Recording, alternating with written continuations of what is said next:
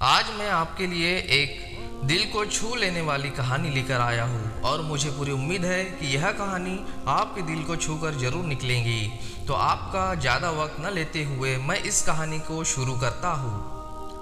एक बार की बात है, एक बार एक अध्यापक एक संपन्न परिवार के शिष्य के साथ कहीं जा रहे थे। तो उस शिष्य को कुछ मजाक सूझी क्योंकि उसके रास्ते में किसी गरीब मजदूर के जूते दिखाई दिए। उसने अध्यापक से कहा, गुरुजी, अगर हम इन जूतों को छुपा दें तो कितना मजा आएगा। देखते हैं कि मजदूर पर इसका क्या असर पड़ता है। अब उसको तो मजाक सूझ रहा था, लेकिन गुरुजी ने कहा कि नहीं, गरीब इंसान के साथ इस तरह का भद्दा मजाक करना ठीक नहीं है। उसने कहा, क्यों ना हम इन जूतों में कुछ सिक्के डाल दें और देखें कि इसका इस गरीब मजदूर पर क्या प्रभाव पड़ता है। उन्होंने ऐसा ही किया। जैसे ही मजदूर अपना काम करके लौटा और उसने एक पाँव अपने जूते में डाला तो उसको कुछ कठोर सा महसूस हुआ।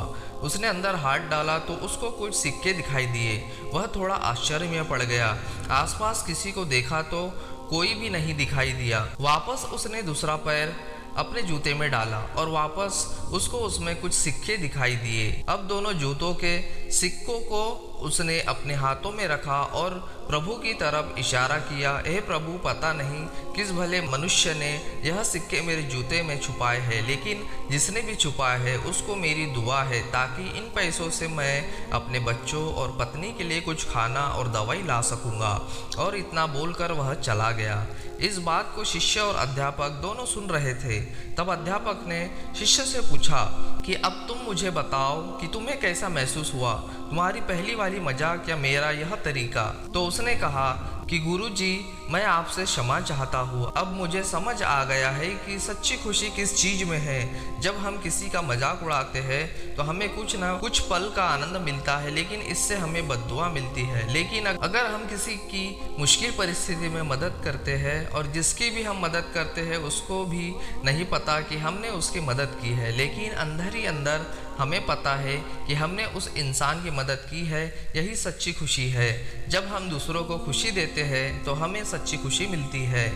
इसी तरह खुशियाँ बांटते रहे, लोगों की मदद करते रहिए और दान करते रहिए। जिसके भी आप काबिल हो, जितना भी आपसे बन पड़े दान करें, लेकिन दान जरूर करें। इसका मतलब ये नहीं है कि आपको कंपलसरी या अनिवार्य रूप से इतने रुपए दान करने ही चाहिए, क्योंकि हर किसी की ज़रूरत अलग अलग हो सकती है।